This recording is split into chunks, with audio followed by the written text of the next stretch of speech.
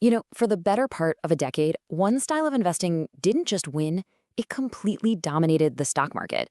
But then, almost in the blink of an eye, the entire game board got flipped upside down. So let's dive into what's really behind one of the biggest market shifts we've seen in years. It all really kicked off in early 2022, and listen to the words analysts were using. They weren't just calling it a change, they were calling it ferocious and unprecedented. I mean, those are some serious words. It was a clear signal that something huge was happening right under our noses, and it caught a lot of people completely flat-footed. And if you want to see just how ferocious it was, look at this number. According to Goldman Sachs, in just 5 days, value stocks outperformed growth stocks by a staggering 24%. That isn't a small tilt, that is a seismic shift of money happening at lightning speed. All right, so let's start by digging into what this sudden, kind of brutal change in the market was all about. What exactly happened during this ferocious shift? Well, in a nutshell, the script completely flipped. Those high-flying tech stocks, the darlings of the pandemic, suddenly hit a wall. All that money that had poured into them started gushing out, and it had to go somewhere. It found a new home in the more traditional, you might even say boring, old economy sectors. We're talking banking, energy, the very industries that had been left in the dust for years. Now, to really get what's going on here, we have to understand the two main players in this tug of war. So let's meet the contenders, growth and value. Think of it like this. On one side, you've got value investing. This is basically bargain hunting. You're looking for good, solid companies that, for whatever reason, the market is selling at a discount. Think about steady businesses like banks or utility companies. Then, on the other side, you've got growth investing.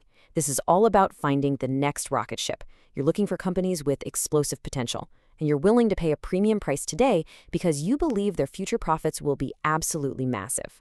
And here's the crazy part. For a really long time, this wasn't much of a fight. For about a decade leading up to 2020, growth stocks just wiped the floor with value. I mean, it was so one-sided that people started calling it the lost decade for value investing. It really seemed like the old way of doing things was dead. So why was growth the undisputed king for so long? Well, it was really a perfect storm. First, the global economy was kind of sluggish, so a company that could post massive growth was like finding a diamond in the rough, super rare and super valuable. Second, interest rates were practically zero. That made those big, far-off future profits for tech companies look way more attractive today. And of course, the technology itself, smartphones, cloud computing, it just took over the world and fueled insane profits. But that decade-long party? Yeah, it came to a screeching halt. So what on earth was powerful enough to reverse a 10-year trend? Well, it boils down to two words we've all become way too familiar with: inflation and interest rates. Now, before we get to the chain reaction, we need to quickly wrap our heads around a key idea called the discount rate. The best way to think about it is like financial gravity. It's the force that pulls the value of a company's future profits back to what they're worth in today's dollars. And just like real gravity, the stronger it is, meaning the higher the rate, the heavier things get. And once you get that idea of financial gravity, this chain reaction makes perfect sense. First, inflation started to run wild. In response, central banks like the Fed basically announced, okay, we have to slam on the brakes by raising interest rates. Suddenly, that financial gravity got a whole lot stronger. This was especially painful for growth stocks, since so much of their value was tied to profits way, way out in the future. So investors did the logical thing. They ran for cover in value stocks, which are much less sensitive to that gravitational pull. And as fund manager James Thompson points out, it was the fear of rising rates that really pulled the trigger. The market is always looking ahead, and it didn't wait for the rate hikes to actually happen. It saw them coming on the horizon and reacted instantly, causing this mammoth shift. But this whole rotation didn't happen in a vacuum. The truth is, the market was already flashing some pretty bright warning lights. This brings us to some of the wider worries that were already at play. So what were these warning signs? Well, for one, the stock market just looked plain expensive.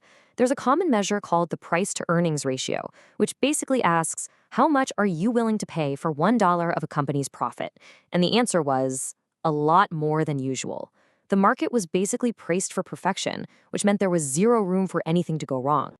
And hey, this wasn't just some hot take from a TV analyst. The Federal Reserve itself, the folks who actually run the financial system, they put out a formal report saying, hey everyone, stock market valuations are looking really stretched up here. When the Fed says it's worried, people listen. And on top of all that, there was another problem brewing in the background: tariffs. The average tax on stuff coming into the US had crept up to its highest level in 90 years. And study after study showed that it was American companies and consumers who were paying almost the entire bill. This was basically a stealth tax on the economy, slowing things down and threatening to eat into profits. Okay, so let's recap. We've got inflation, rising rates, sky-high valuations, and economic headwinds. It's a pretty messy picture. And that leads us to the big question on everyone's mind. Where do we go from here? I mean, this is the billion-dollar question, isn't it? Was this whole rotation just a flash in the pan before growth comes roaring back? Or is this the real deal, the beginning of a new era where value finally retakes the throne? From what most experts are saying, the answer seems to hinge on one key variable: inflation. It's like a fork in the road. If inflation stays hot and sticky, that's generally good for value sectors like energy and banks. But if inflation starts to cool off and interest rates chill out, well, that's the perfect environment for growth stocks to shine again. And you can make a powerful case for a growth comeback.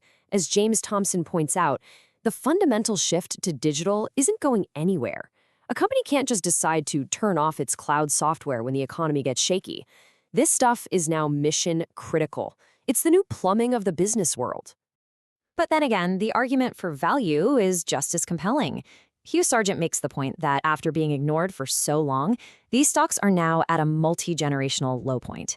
They're cheap, and there's a huge opportunity as investors start to rediscover the timeless wisdom of, paying a sensible price for a good business. But here's where the story takes a really fascinating twist. What if this isn't a simple choice between team growth and team value? Some of the smartest people in the market are starting to say that maybe we're all focused on the wrong thing, that the real key isn't growth or value, but a third factor entirely: quality. So what do they mean by quality?